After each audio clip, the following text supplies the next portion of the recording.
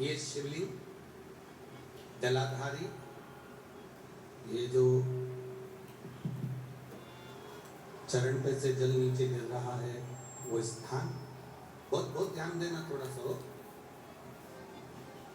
ये शिवलिंग जलाधारी, यहाँ से जल अशोक सुंदरी के पास में से नीचे की ओर गिर रहा है, ठीक है। बेलपत्र नहीं है आपके पास चढ़ाने के लिए, मत चढ़ा। जल नहीं है चढ़ाने के लिए, मत चढ़ा। अक्षत नहीं है चढ़ाने के लिए, मत चढ़ा। पुष्प नहीं है शिव जी को चढ़ाने के लिए, मत चढ़ा। शमी पत्र नहीं है, मत चढ़ा।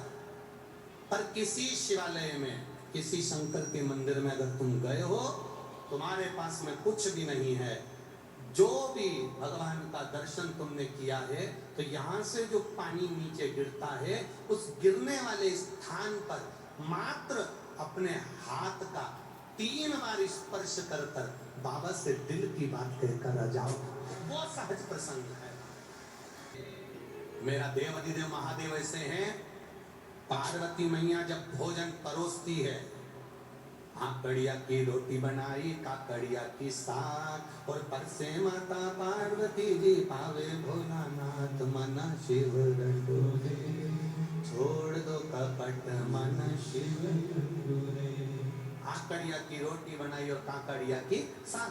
पार्वती जी जब जब भोजन बना के तैयार रखती हैं, शंकर भगवान के सामने थाली आती है, शिव जी के सामने जैसी थाली पहुंची, बाबा भोलेनाथ जी के सामने जैसी पात्र आया भोजन का, शंकर भगवान सबसे पहले भोजन करने से पहले नंदी की ओर देखते हैं, नंदी शिव जी की ओर देखता है। तब पार्वती जी 3 बार भगवान महादेव से प्रश्न कर चुकी, ऐसा क्या कारण है कि मैं भोजन बनाकर तुम्हारे सामने रखती हूँ और नंदी की ओर तुम मुड़कर देखते हो?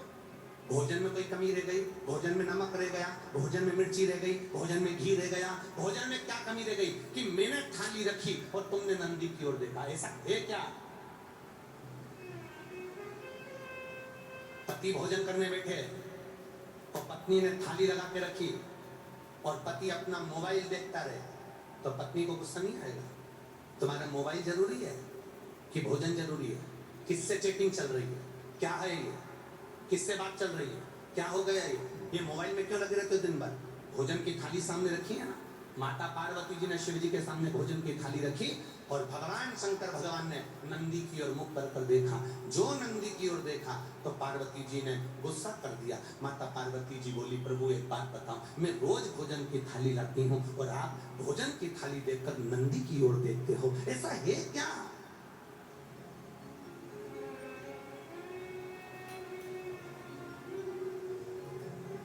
भोजन करते समय आप नंदी की ओर क्यों देखते हो? क्या मेरे भोजन में कोई कमी है? क्या मैंने जो भोजन बनाया वो श्रेष्ठ नहीं बनाया? 3 प्रश्न है भोजन करते हुए देवाधिदेव महादेव से। 3 प्रश्न लिंग पुराण के, स्कंद पुराण के, कुर्म पुराण के और ब्रह्म विवर्त पुराण के ये 3 प्रश्न भारी है। और एक प्रत्येक नारी के जीवन के ये 3 प्रश्न बड़े भारी होते हैं।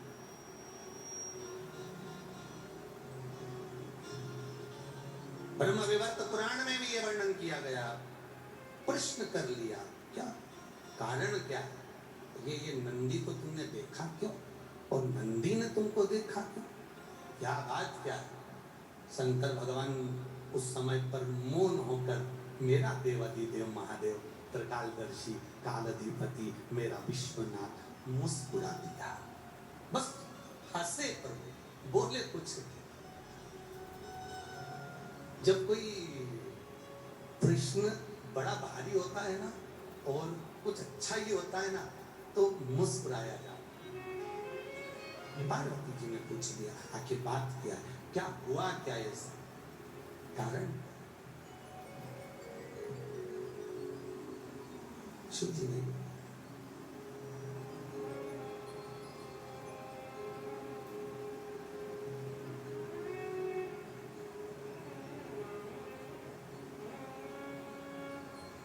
शिव जी नहीं बोले। थोड़ी देर बाद मां जगत जननी जल का पात्र लेकर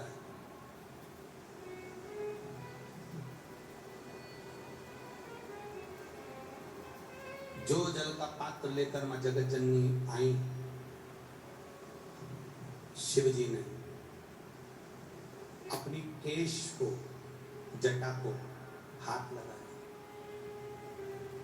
ऊपर देखा। शंकर जी का ये चित्र, एक फोटो आपने देखा होगा जिसमें शिव जी ऊपर देख रहे हैं। पार्वती जी ने फिर प्रश्न कर लिया, शिव जी ने कोई उत्तर नहीं। कभी कभी उत्तर ना दिया जाए तो ही अच्छा। जब प्रश्न की ललकता व्यक्ति के अंदर आ जाती है तो उत्तर पाने की चाह उसके अंदर बढ़ जाती है। उत्तर पाने की चाह उसके अंदर बढ़ जाती है। दो प्रश्न खड़े हो गए। पहला प्रश्न क्या है कि भोजन की थाली लगते ही नंदी को तुमने क्यों देखा और नंदी ने आपको क्यों देखा। दूसरा प्रश्न क्या है, भोजन के लिए जब मैं जल भर कर लाई हूं आपके पीने के लिए तो आपने ऊपर क्यों देखा, किस लिए देखा।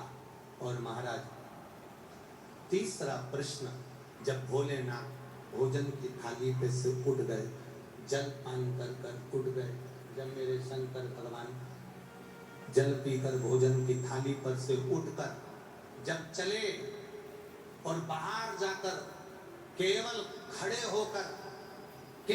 खड़े होकर मेरे भोलेनाथ ने कुछ देर नेत्र बंद करे, तब फिर माता पार्वती ने प्रश्न कर लिया कि मेरे नाथ, अब ये तीसरा प्रश्न है आपके चरणों में कि आपने बाहर जाकर नेत्र बंद कर कर क्यों खड़े हो गए, कारण क्या, कारण क्यों। हे शंभु शरणे पड़ी मांगू दुख काटो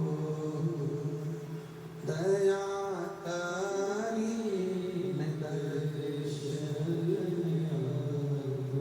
तीन प्रश्न है और तीनों प्रश्न बड़े भारी हैं। तीन प्रश्न और तीनों प्रश्न बड़े भारी। शिव जी शयन में विश्राम करने के लिए मेरे भोलेनाथ जी बैठे थे, देख रहे थे। तभी उसी समय पार्वती मैया आ गई।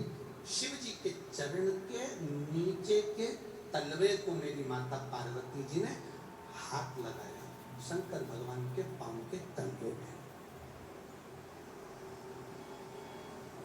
बहुत बहुत ध्यान देना,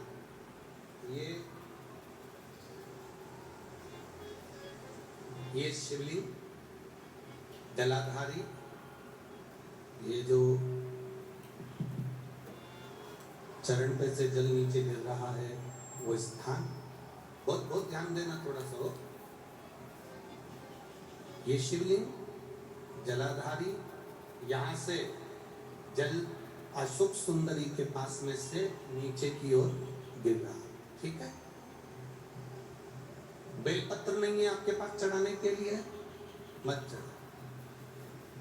जल नहीं है चढ़ाने के लिए, मत चढ़ा। अक्षत नहीं है चढ़ाने के लिए, मत चढ़ा। पुष्प नहीं है शिव जी को चढ़ाने के लिए, मत चढ़ा।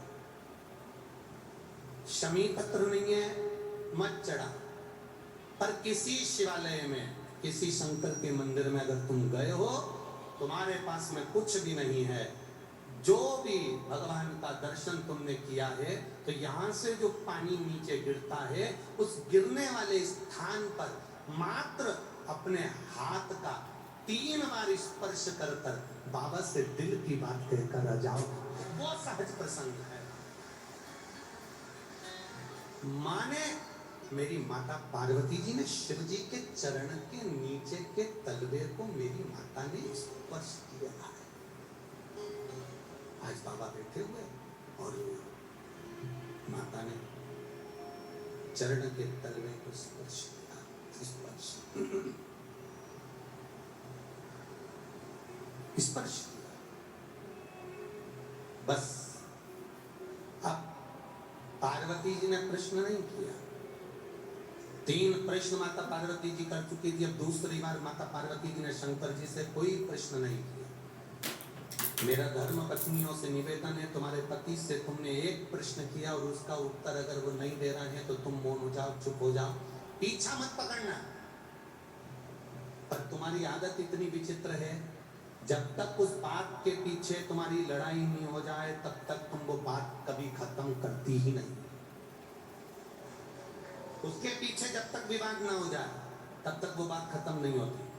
कई कई माताओं की आदत रहती है, पीछे के गए हुए लोगों को ज्यादा वो उखाड़ती है, पीछे का जो समय चले गया ना उसको उखाड़ती है। वो तो मैं उस दिन से जानती हूँ जिस दिन से शादी करके आई हूँ ना, 3 दिन नहीं हुए थे और तुम्हारी बहन ने मेरे साथ जो जो करा है ना, मैं सब मालूम है मेरे को। अब जब लड़ाई होती है तब वो 3 दिन, उसके पूरे 70 साल की हो गई और वो 3 दिन खत्म नहीं, 3 दिन उसके चालू।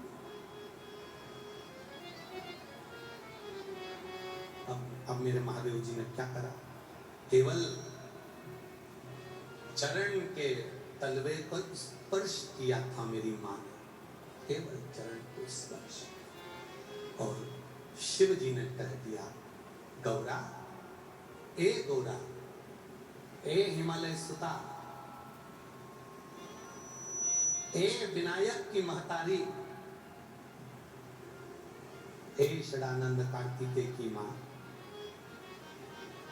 जगत का भरण पोषण करने वाली हे जगत जननी, तुमने 3 प्रश्न मुझसे किए, अब प्रश्न नहीं करा है मेरी माता ने, केवल एक 5 चुंबकीय कण नहीं है तो वो चिपकता नहीं है, लकड़ी में चुंबकीय कण नहीं है तो वो चिपकता नहीं है, प्लास्टिक में चुंबकीय कण नहीं है तो वो चिपकता नहीं है। कोई कितना ही प्रयास करे कि चुंबक में कपड़ा चिपक जाए, नहीं चिपकेगा, कागज चिपक जाए नहीं चिपकेगा, प्लास्टिक चिपक जाए नहीं चिपकेगा, उसमें लकड़ी चिपक जाए नहीं चिपकेगी, पर चुंबक में जिस चीज में चुंबकीय गुण होगा वो खींच लेगी। उसी तरह चुंबकीय तत्व अपने भीतर, जिसके अंदर शिव की भक्ति होगी, जिसके अंदर शंकर की भक्ति होगी, जिसके अंदर शिव नाम का उच्चारण होगा, जिसके अंदर शंकर के नाम का उच्चारण होगा, जिसके अंदर भगवत भजन का उच्चारण होगा, वो अपने आप खींचकर परमात्मा की भक्ति की ओर चला जाए। क्योंकि शिव तत्व है ही ऐसा। आप एक प्रैक्टिकल करके देखिएगा अपने जीवन में, जो एक बार शंकर के मंदिर में जाना चालू कर देता है, एक प्रैक्टिकल करना अपनी जिंदगी में। जितने लोग कथा सुन रहे हो, वैसे तो आप लोग मंदिर जाते हो, पर एक प्रैक्टिकल करिएगा। जितने लोग शिव के मंदिर जो नया नया जाता है, पहली बार जाता है या दूसरी बार जाता है, जो शंकर के मंदिर में पहुंचता है, वो एक बार शंकर जी के मंदिर में जाना चालू कर दे, शिव जी को 1 लोटा जल चढ़ाना प्रारंभ कर दे, शंकर जी के मंदिर में झाड़ू पोछा करना प्रारंभ कर दे, शिव जी के मंदिर में सफाई करना प्रारंभ कर दे, शंकर जी का श्रृंगार करना प्रारंभ कर दे। जो एक बार शंकर भगवान की सेवा में 1 दिन गया, एक बार लग गया, फिर मेरा भोलेनाथ उसको जिंदगी भर नहीं छोड़ता, अपना बना कर रखता। मेरा शिव उसको अपने पास रखता, मेरा ओघरदानी अपने नजदीक।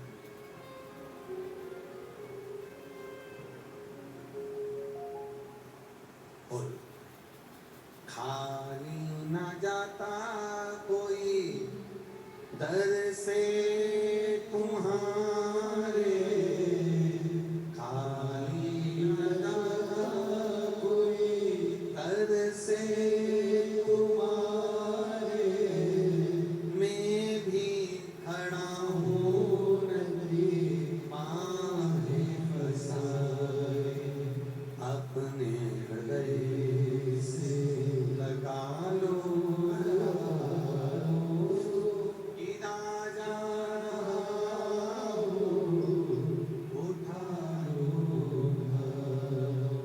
भोले अपने दर से अब तो न टालो, गिरा जा रहा हूँ, उठा लो।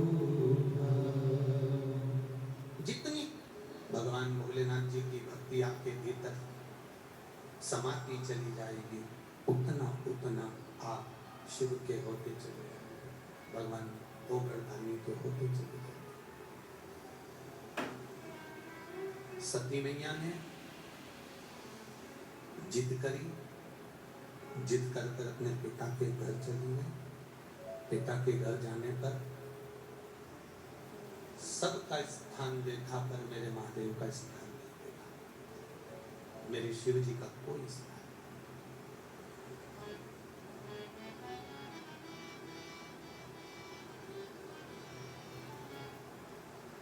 जहां शंकर का कोई स्थान नहीं होता, वो स्थान 33 कोटि देवी देवता को भी प्रिय नहीं होता। बहुत ध्यान देना इस प्रसंग पर, तुम्हारा ध्यान रखना इस बात। जहां शिव का स्थान नहीं है, वहां 33 कोटि देवी देवता का कोई स्थान नहीं। जहां शिव नहीं है, वहां फिर देवता। दक्ष प्रजापति का जब यज्ञ हुआ, दक्ष प्रजापति ने जब यज्ञ करा, उस यज्ञ में इंद्रदेव को बुलाया गया, वायुदेव को बुलाया गया, वरुण देव, गरुण देव, नारायण, ब्रह्मा, सभी देवी देवताओं को वहां पर बुलाया गया, सबको बुलाया। अब एक प्रश्न खड़ा हो जाता है, एक प्रसंग खड़ा हो जाता है। इतना बड़ा यज्ञ हो रहा था, इतना बड़ा यज्ञ चल रहा था, इतने बड़े यज्ञ की कुंडी में, यज्ञ के कुंड में इतना बड़ा माता सती का शरीर अग्नि के अंदर कूद रहा था, इतने सारे देवता बैठे थे, कोई बोला क्यों नहीं? ये एक प्रसंग अपनी जिंदगी में जरा ध्यान दीजिए। कभी कभी द्रौपदी का जब चीर खिंचा रहा था, धृतराष्ट्र द्रौपदी के काका ससुर बैठे हैं, चीर खिंचा रहा है, गांधारी बैठी है, चीर खिंचा रहा है, द्रौपदी के पति वहीं पर बैठे हैं, चीर खिंचा रहा है, भीष्म पितामह बैठे हुए हैं, चीर खिंचा रहा है। जिन गुरु से गुरु मंत्र द्रौपदी ने लिया था, गुरु द्रोणाचार्य भी वहीं पर बैठे हुए। फिर जब इतनी भरी की भरी सभा बैठी हुई है, तो फिर द्रौपदी का चीर क्यों खींचने दिया? कभी कभी बहुत भारी प्रसंगों में, ये हमारा जो विद्वत जन है, ये भी भारी प्रसंगों में कभी कभी उलझ जाता है कि इतना इतना सभा बैठी,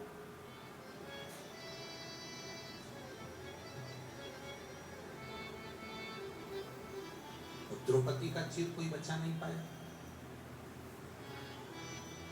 द्रौपदी का चीर कोई छुड़ा नहीं पाया। कारण क्या था? एक गलती द्रौपदी ने अपने जीवन काल में कर दी थी, जब वो पूर्व जन्म में एक ब्राह्मण की बेटी थी, तब उसने एक बहुत बड़ी गलती करी। और एक गलती नहीं, द्रौपदी ने जिंदगी में 2 गलतियां भारी कर दी थी, जब वो ब्राह्मण के घर की बेटी थी। और ये एक प्रसंग तो अपने यहाँ महाभारत में मिल जाता है, और दूसरा प्रसंग अधिक मास की कथा में मिल जाता है। गलती कौन सी करी द्रौपदी ने? गलती ये करी कि एक संत स्नान करने के लिए सरोवर में गए, और अपने वस्त्र को संत घाट पर रख कर गए, और द्रौपदी ने वो संत को थोड़ा सा आनंद लेने के लिए वो वस्त्र को छुपा दिया, वो वस्त्र कांटों में ले जाकर डाल दिया, वो मिले नहीं। संत ढूंढते रहे, संत ढूंढते, वो मिलता नहीं। आखिरी में संत वस्त्र विहीन वहां से चल दिया।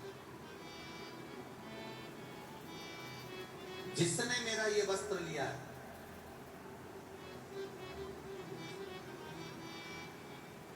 आज संसार में मेरी उपहास हुई है, उसका भी वस्त्र लिया जाएगा और उसकी भी संसार में उपहास होगा। ये द्रौपदी की गलती है।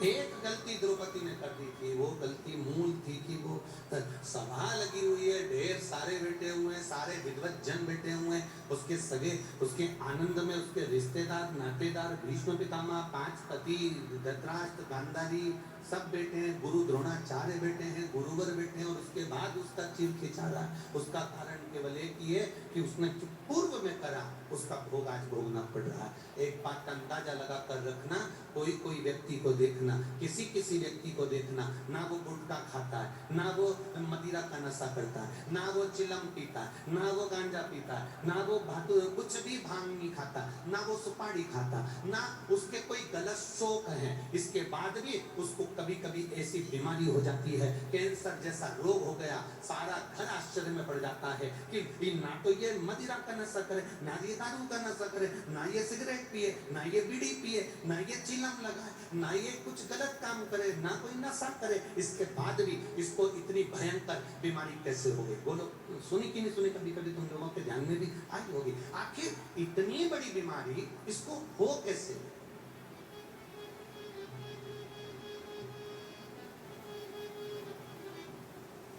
ना तो इसने मदिरा का नशा करा, ना इसने कोई चिलम लगाई, ना इसने कोई गलत काम किया, फिर इतनी बड़ी बीमारी कैसे हो गई? ना सुपारी खाए, ना गुटखा खाए, ना तंबाकू खाए। कारण क्या? तो शिव महापुराण की कथा कहती है, ये आज के कर्म का भोग नहीं है महाराज, आज के कर्म का भोग नहीं, ये हमारे पूर्व में जो हम कुछ कर कर आए होंगे उसके कर्म के अनुसार आज हम इस मृत्यु लोक में आकर अपने फल को भोग रहे हैं, और जिसके कारण हमें ये शरीर का दंड, शरीर का कष्ट प्राप्त होगा। शरीर का कष्ट। अच्छा भोजन मिल रहा है, आप देवादिदेव महादेव को धन्यवाद देना कि आपको अच्छा भोजन प्राप्त हो रहा है, ये पूर्व का कर हुआ कुछ पुण्य होगा। कहीं किसी संत, साधु, गुरुजन, तपस्वी जन, ब्राह्मण जन, कोई दरिद्र, कोई भूखे व्यक्ति को, कोई प्यासे व्यक्ति को पानी पिला दिया, भूखे को भोजन करा दिया, किसी का मुख झूठा करा दिया। जिस दिन तुम अपने घर से थोड़ा सा सामान बनाकर ले जाकर किसी के मुख को झूठा करा दो, उस दिन तुम भगवान को धन्यवाद देना कि आज तूने मुझे इस लायक बना दिया कि मैं किसी का मुख झूठा करा रही हूँ, तूने मुझे इस लायक बना दिया कि मैं भूखे को भोजन करा रही हूँ, तूने मुझे इस लायक बना दिया कि मैं प्यासे को पानी पिला रही हूँ। ये तेरी कृपा है।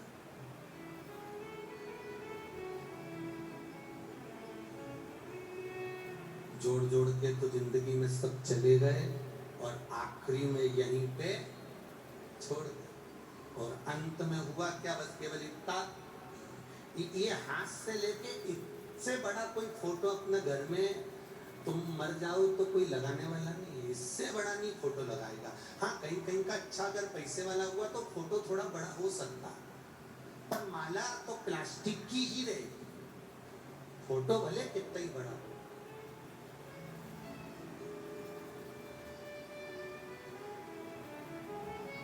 ₹500 का रुपया मान लो, इसको तुम्हें ऊपर तक लेकर जाना, अब ये 500 के रुपए को तुम गठरी बांध कर ऐसे पल्लू में बांध कर तुम उसको रख भी लोगे तो क्या ये चले जाएगा? अरे बोलो जम के जाएगा? जाएगा क्या?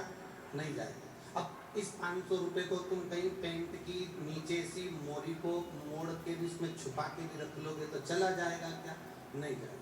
वो 500 रुपए को तुम कितना भी छुपा कर ले जाने का प्रयास करो, पर वो नहीं जाएगा तो नहीं जाएगा। तो फिर करना क्या पड़ेगा कि ये 500 रुपए का तुम पुण्य बना लो। 500 का पुण्य कैसे बनेगा? तो कहा, कोई भूखे को इस 500 रुपए में से 50 रुपए का, 100 रुपए का, 10 रुपए का, 20 रुपए का भोजन करा देना, किसी प्यासे को पानी पिला देना, किसी को दवाई की जरूरत हो और उसके पास दवाई ना हो तो औषधि दिला देना, किसी के पास में अगर मान लो शिक्षा का भी है, उसका मन कर रहा है मेरे को पढ़ाई करना है और मेरे पास ट्यूशन का पैसा नहीं है, उस 100 रुपए में से 50 रुपए ट्यूशन का निकाल देना। ये 500 रुपए तुम साथ नहीं ले जा सकते, पर 500 रुपए का पुण्य बनाकर तुम ऊपर तक लेकर जा सकते हो। वो पुण्य तुम्हारे जीवन में काम आ सकता है। उस पुण्य को बनाना है।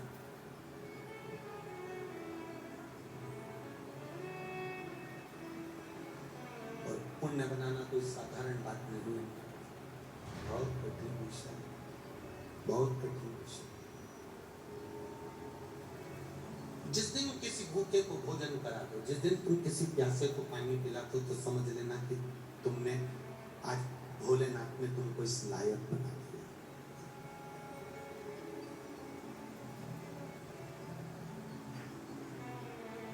हमारे सनातन धर्म में, हमारे हिंदू धर्म में एक बहुत पुरानी पद्धति है, बहुत पुरानी पद्धति, सब जानते हो। हमारे सनातन धर्म में, हमारे हिंदू धर्म में एक बहुत पुरानी पद्धति है। मछली को भी दाना दीजिए, पक्षी को भी दाना दीजिए, पेड़ के नीचे चींटियों को, जीवों को, चींटों को भी दाना दीजिए। बहुत पुरानी पद्धति। कारण हमारे सनातन धर्म में ये नहीं कहा गया कि तुम खूब सारा करोड़ों का धन लुटा देना। हमारे सनातन धर्म में कहा गया तुम्हारे पास में अगर इतना सा चुटकी भर के आटा है, शक्कर है, गुड़ है, तो उसको भी तुम पेड़ के नीचे अगर डाल दोगे और चींटियां अगर इकट्ठी होकर खा लेंगी, तो समझ लेना कि तुमने बहुत बड़ा भंडारा कर दिया और किसी जीव का पेट भर दिया।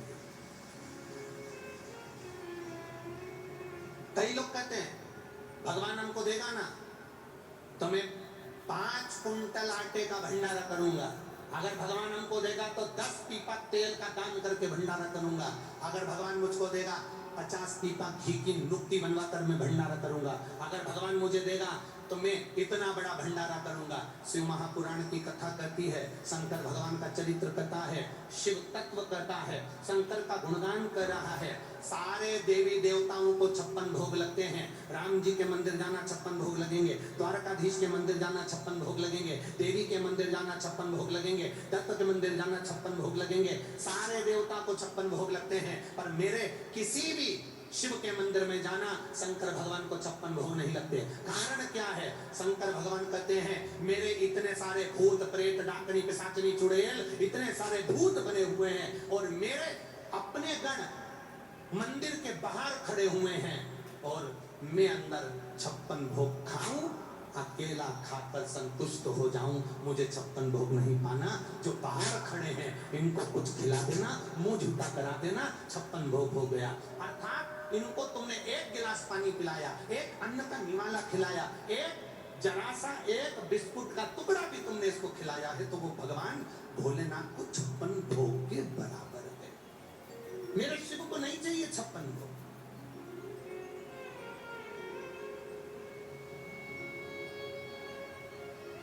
केवल एक प्रश्न कर कर मेरी माता भूल गई और भूलने के बाद मेरी माँ महादेव के चरण के उस रज को, उस नीचे तलवे को केवल स्पर्श करी और शिव जी ने उत्तर देना प्रारंभ कर दिया। सुनो हिमालय सुता, सुनो गोरा, सुनो हे जगत धात्री जगदम्बा, हे दुर्गा, सुनो तुम्हारा पहला प्रश्न था कि मैं भोजन की थाली के सम्मुख बैठा तो नंदी को क्यों देखा, किस लिए देखा, और नंदी ने मुझे देखकर अपने शीश को क्यों हिलाया। सुता, हे हिमालय सुता, उसका केवल एक उत्तर है, मेरे को लोग विश्वनाथ कहते हैं। विश्वनाथ का मतलब तुम जानती हो? विश्वनाथ का मतलब तुम्हें मालूम है? पार्वती, पार्वती जी कहती हैं हाँ, जो विश्व का नाथ है।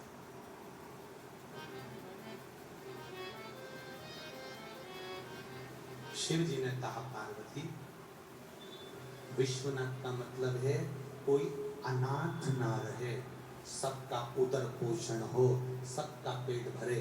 जब तू थाली रखती है, मैं नंदी को देखकर पूछता हूँ क्या सबका पेट भर गया? जब सबका पेट भर जाता है तब मैं फिर भोजन को ग्रहण करता हूँ, क्योंकि घर का पिता भोजन करने बैठता है, या तो पिता या माता, दोनों में से एक ऐसे होते हैं जो सबको भोजन कराने के बाद आमरस बनाया है, खीर बनाई है, दाल बाटी बनाई है। पहले घर की बूढ़ी माँ, घर का बड़ा व्यक्ति सबके लिए पूछेगा, क्यों छोटा बेटा खा गया, बड़ा बेटा खा गया, वो पोते ने खा लिया, नाती ने खा लिया, पंती ने खा लिया, सबका पेट भरता है। उसके बाद फिर अपना पेट भरता है।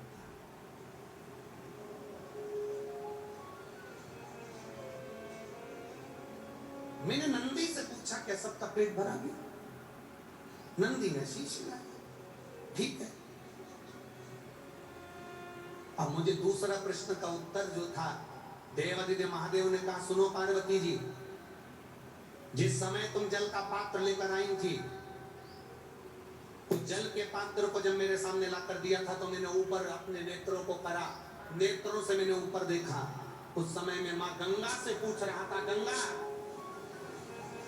तेरे तट पर आए हुए जीव या जिसने एक बार मुख से हर हर महादेव कहा हो, जिसने बम बम भोले कहा हो, जिसने भूलवश ओम नमः शिवाय कहा हो, जिसने भूल से भी मेरे मंदिर के सामने से निकल कर चला गया हो, जो भूल से भी मेरे मंदिर की ओर मुड़कर देख लिया हो, जो भूल से भी मेरे मंदिर की रज उड़ के जिसके सिर पर चली गई हो, तो महादेव कह रहे हैं, मैं गंगा से पानी पीने से पहले पूछ रहा था, क्या तूने उन सभी जीवों का कल्याण कर दिया? जब गंगा का इशारा हुआ तब मैंने जल का पान करना प्रारंभ करा। शिव गंगा से पूछते हैं।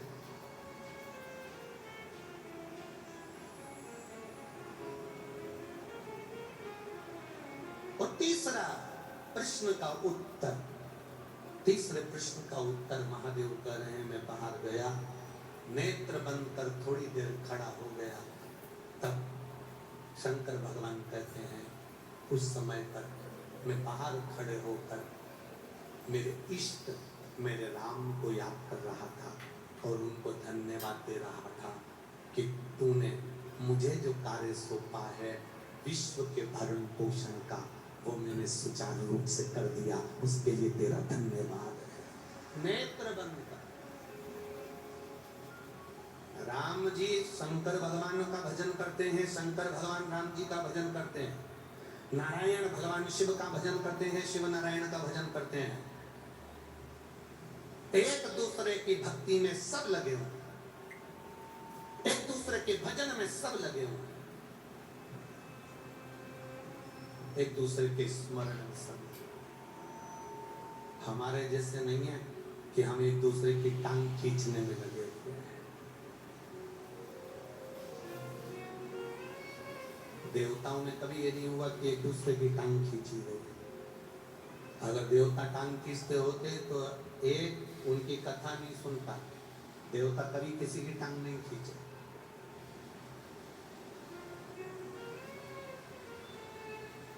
जब जब देवता इकट्ठे होते हैं तब तब विश्व कल्याण की बात करते हैं। जब जब कहीं सत्संग होता है, कथा होती है, प्रवचन होता है, राम कथा, भागवत कथा, शिव कथा, यज्ञ अनुष्ठान, संत साधु सन्यासी तपस्वी साधक उपासक कहीं इकट्ठे होते हैं तो विश्व कल्याण की बात होती है। और जब कुछ निंदा करने वाले एक साथ इकट्ठे होते हैं तो किसी न किसी की निंदा। मेरे भोलेनाथ राम जी को धन्यवाद दे रहा है, आपने जो मुझे काम दिया था मैंने वो काम किया, आपको अच्छा लगा, धन्यवाद मेरे राम जी, धन्यवाद। राम जी जब भी कोई कार्य करते तो भोलेनाथ को धन्यवाद देते। भगवान कृष्ण की माता का नाम था यशोदा। क्या नाम था? जम के बोलो जरा, जम के। यशोदा।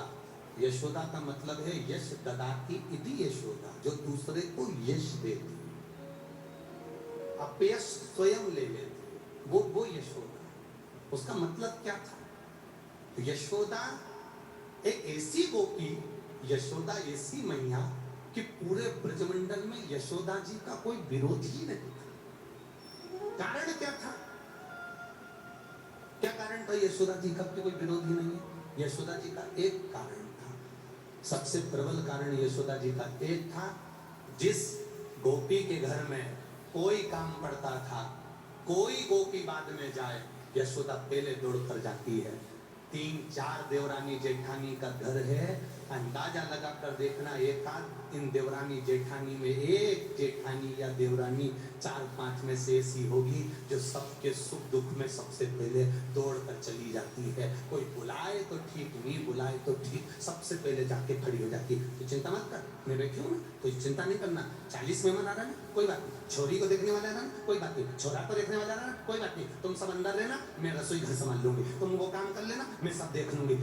मूल है कि हमारे स्वभाव में एक ऐसी होती है जो तत्पर खड़ी रहती है सबके सुख दुख में, भले मायके वाले के करे ना करे, ससुराल वाले के करे ना करे, पर जहां वो जिस मोहल्ले में, जिस गली में, जिस क्षेत्र में रह रही है, सबका सहयोग करती है। क्या हो गया भाभी जी, रो क्यों रहे हो, क्या हो गया? कुछ नहीं, ऐसा कोई टेंशन मत लो, मैं कर दूंगी, मैं आ जाऊंगी। वो उसकी पहचान भी नहीं, उसका कोई रिश्तेदार भी नहीं, तो भी सबका सपोर्ट कर रही, तो भी सबका सहयोग कर रही।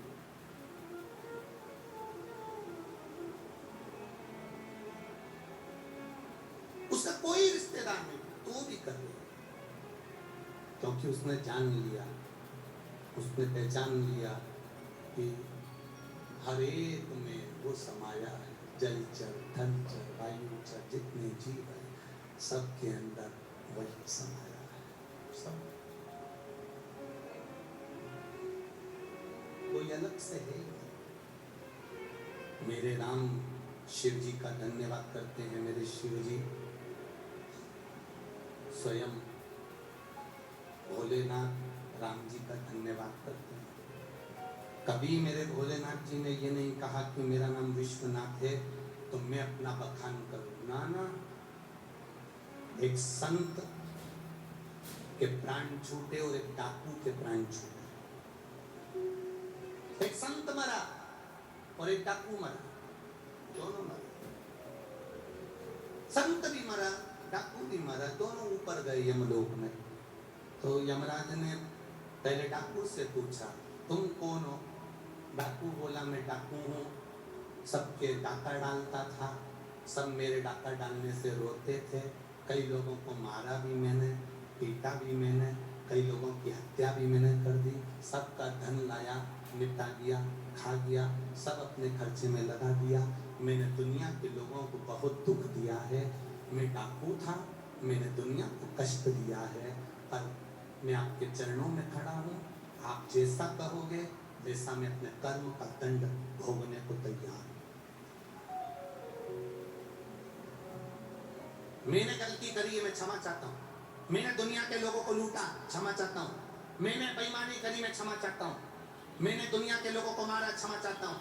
मैं डाकू हूँ, मैं डाकू था और डाकू हूँ, मैंने लूटा, मैं क्षमा चाहता हूँ। डाकू ने जब कहा, डाकू के शब्द जब सुने, तब यमराज ने कहा, ठीक है, आपने, दुनिया के लोग यहाँ आते हैं तो अपनी गलती को छुपाते हैं, पर आपने अपनी गलती को बताया है, कोई ठीक है। संत को देखा, यमराज ने संत को कहा, आप कौन है? मैं संत साधु तपस्या में लगा रहता था, तप करता था, साधना करता था, तब इतना भयंकर भयंकर मैंने तप करा कि पूरा ब्रह्मांड हिल गया। ऐसा मैंने तप, ऐसा मैंने साधना, ऐसी मैंने आराधना करी है। ठीक है, ये बड़ी कृपा है आपके ऊपर जो आपने अपनी तप साधना करी। डाकू ने कहा, मेरे लिए कोई दंड हो, मेरे लिए कोई कार्य हो तो बताओ। यमराज ने कहा, तुम्हारा दंड केवल इतना है, जाओ इस संत की सेवा करो, ये जो संत मर कर आया है इसकी सेवा करो। डाकू ने कहा, सरकार आपकी जो आज्ञा, जो प्रभु आपकी कृपा, मेरे राघव जी की जो मर्जी। डाकू खुश हो गया, संत की सेवा मैं कर दूंगा। अब डाकू खुश हो गया पर संत नाराज हो गया। संत ने कहा, ये कैसा निर्णय? यमराज तुम्हारा निर्णय कैसा है? यमराज, ये तुम्हारा निर्णय है? डाकू को मेरी सेवा में लगा रहे, जिस डाकू ने अगर मेरे को स्पर्श कर लिया, इस डाकू ने अगर मुझे छू लिया तो मेरा करा हुआ सारा पुण्य समाप्त हो जाएगा।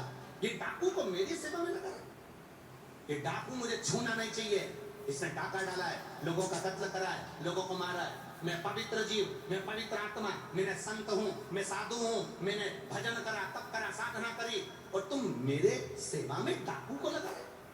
इस डाकू को तो मुझे छूना भी नहीं चाहिए, ये छुए बिना मुझको।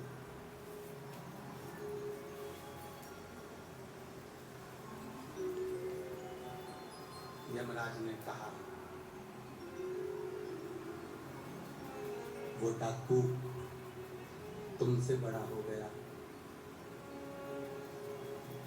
डाकू होकर भी क्षमा याचना करता रहा।